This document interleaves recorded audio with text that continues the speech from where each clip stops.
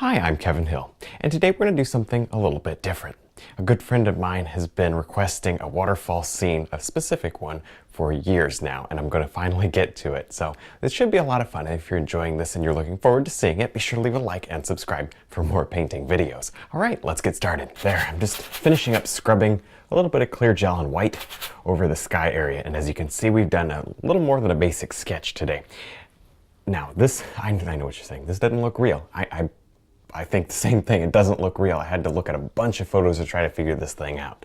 And this is as accurately as I can portray it. Obviously it looks different from different angles. This is not gonna be 100% perfect, but we're gonna get it to where it looks pretty good. But you'll see all these big, crazy looking mountains, and then we got some amazing falls. But anyway, we'll get to those in a minute. Let's do the basic stuff first. Let's take our little 1-inch right through some of our blue, and honestly, I'm gonna go and wipe most of that out of the brush and put a lot of white into that and wipe that into the brush so that we have just a dusting of paint. I'm gonna go right up to the top and put a little more white yet and put that right along the top. I want a very, very light, misty, airy sky today. Not too dark because we're gonna have some darkness down here, and I think I'll just play nicely with that. We'll see. Now I've mixed up a quick light blue color. And we'll put a little blue, there's already blue in there. Put a little bit of our yellow and red in there. Oh boy, is it already gonna be one of those kind of days? Probably. There we go. Oh, look at that. That's just about the color I want. It's kind of a grayish green. And I'll put more blue in it, in and around, but this is certainly the color that I was hoping to start with. Oh yeah, I can barely see my sketch. That's one of the bonuses of doing it this way. You can sometimes still kind of see your sketch through there. In fact, a lot of the time, it's that way. Take your time and do this. This is no big rush. Yeah, that looks decent. Walk that color down there, and then grab a little more blue and white, like this. And see, you want to smudge that blue and white in. Just kind of mix it up as you go here. And then you can blend it together and you get a nice little effect. Cool. It's nice to bounce back and forth sometimes. You can obviously go lighter, and this is the way we're going to paint all these background mountains, and then we may or may not detail them out more. It kind of just depends on how things go. Oh, I like that touch of yellow ochre in there. Was nice, wasn't it? There. Oh yeah, of course, if you need paint, all of the paints that I use are available in a convenient little set on the website. So you should go check them out if you haven't already. All right, a little bit of blue and white again, light color. And I'm going right back here, very subtle. Right back there. Now I'm just dropping in a little bit of color here on these cliffs. And we may or may not do a little more work on the mountain. If I had to guess, we probably will on the mountains. I'm thinking we will. I think we'll add a few darks and a few highlights, or maybe just a few highlights, depending on the rest of the painting. But I'm not going to do it right now because I need to get the rest of this painting in order to kind of feel out just how detailed and how bright those background mountains need to be. It's too hard to tell when you're looking at a blank canvas. We need to get some other colors up there first. So we'll want to get a decent amount of paint, at least down on the canvas, before we make that choice. That's what I recommend you doing too. Not just in this painting, but any painting. Just, if you're not exactly sure how dark or light to make something, or how big or whatever, kind of just hold back a little, keep painting, and then make your choice later on. It'll be much easier. You'll have more success that way. So you can just see I keep dipping into my random earth tones. Not too much red yet. I'm kind of reserving the red for the very closest cliffs here. Just working on kind of the background ones. A little touch of blue every once in a while is nice. It helps that to feel a little further away. Very good. And you have the option to kind of leave these waterfalls open or to close them in and then just paint over them, or even just wipe them with a paper towel. I don't know what we're going to do yet. We might close them in, or we might leave them open. It doesn't really make that much difference. So we might do a little of both. How's that? Probably the best idea. Now we're going to take a little bit of our green, and I'm going to run a nice dark green up on top here. Now we are going to, I know there's this gap, we are going to pull trees up and over, but we'll probably also bring, let's do it right now, 1-inch brush. Let's also bring just a little touch of, well, that didn't look very good, does it? There we go, blue and white. I need to squirt out some more white. bring a little touch of mist down, just for something to float our trees over. That way we have no unfinished edges down here that might cause us problems later. Just get those taken care of right now. Whether or not this mist actually shows is totally unimportant. Just a matter of covering the canvas up so that we don't have to worry about it. We have the freedom to do whatever we want at that point. Now I'm going to go ahead and drop in some little trees. I'm going to bring them right out of this mountain here, and with the cliffs actually.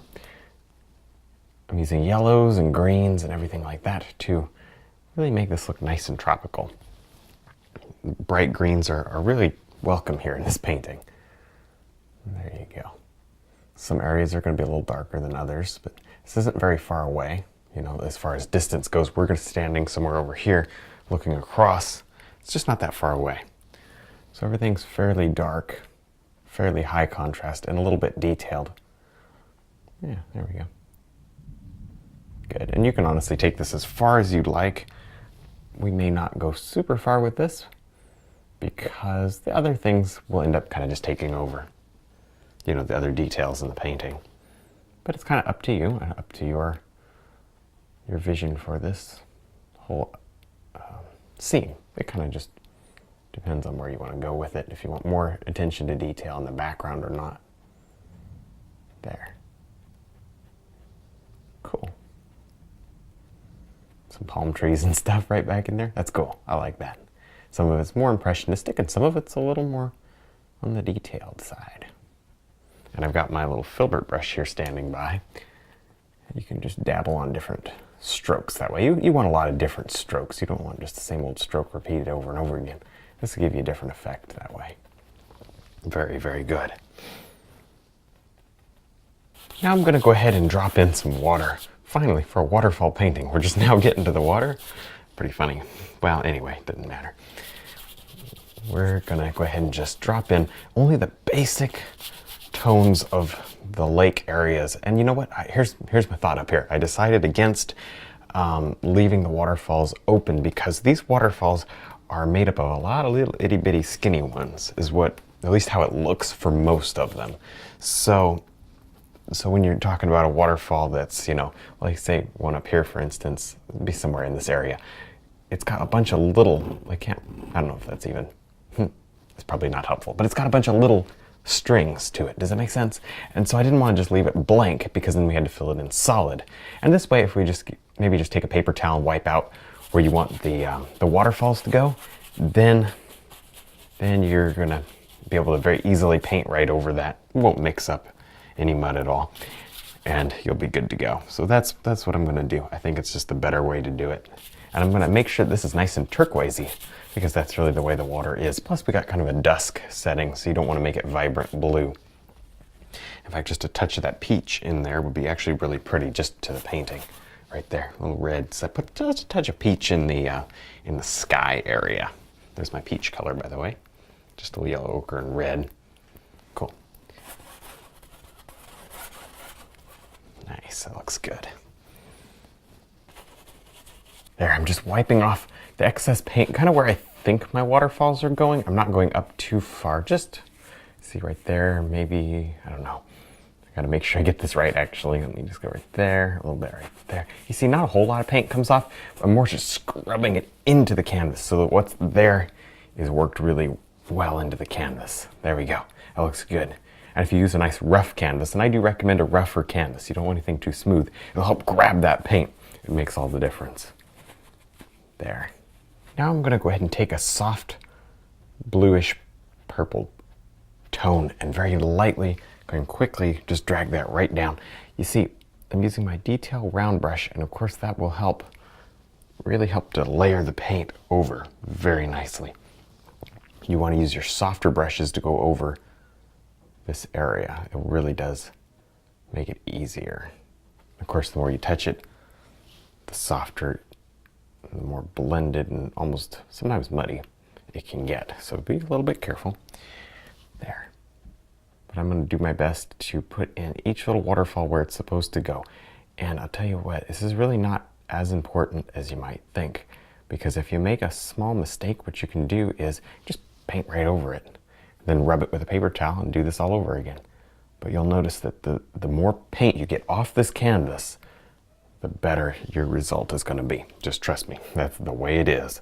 So, and again, like I said in the beginning, I know it doesn't look real, but it is. It absolutely is, and it looks just crazy like this, and I love it. It's pretty fun.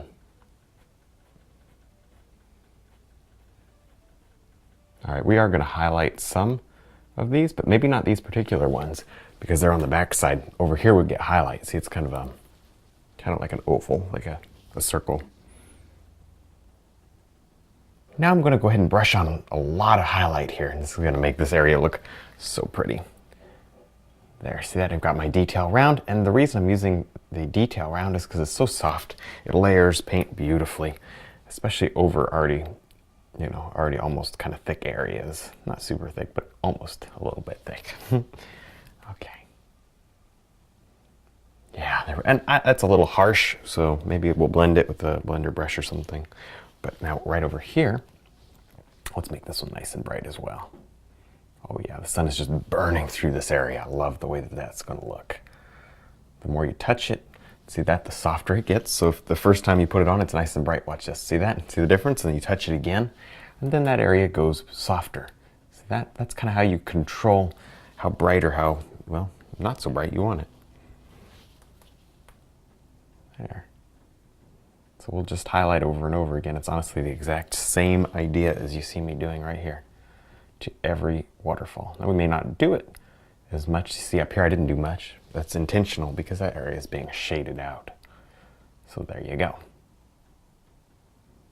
Now I'm going to go ahead and drop on a lot of highlight here, and this is really going to help form the cliffs.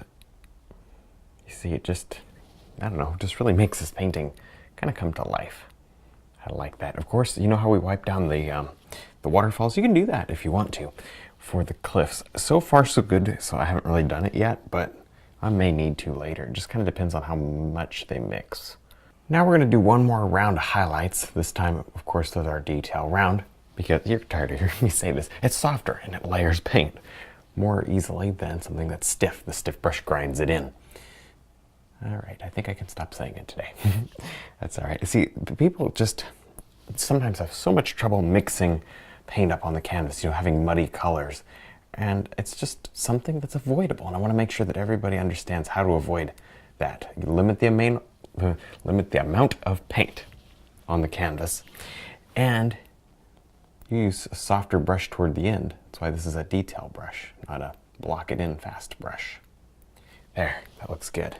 So I hope that helps you. The last thing I want is for anybody to struggle. There.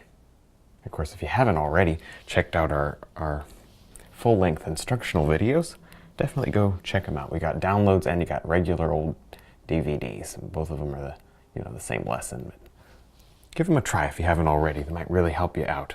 I like the technique series personally, but there's a lot of good ones up there. Now we have to imagine that we're kind of standing up on a cliff. Something about level with that, and we're looking down and across this little waterfall. So here's my thought. I'm thinking let's put some sort of a jungly tree up here. What that'll do is just push that back, give us a little more depth in this painting. Now I will be honest, in my research of this place, I did not see anything like this, but this is reasonable to me. There's got to be somewhere near this waterfall that has a tree on this side. So there you go. We're going to add it. I like that. We'll just kind of make it a typical jungle tree. Just a few leaves coming in. This is for the art more than the actual location, but it really makes all the difference. There. And we won't make it too big. I won't go crazy with it, but I like the way that it pushes the background just a little further away. All right, well, I think we're done. I had a lot of fun. I hope you did too. Don't forget to check out our website, DVDs, and Brushline. Thanks for watching.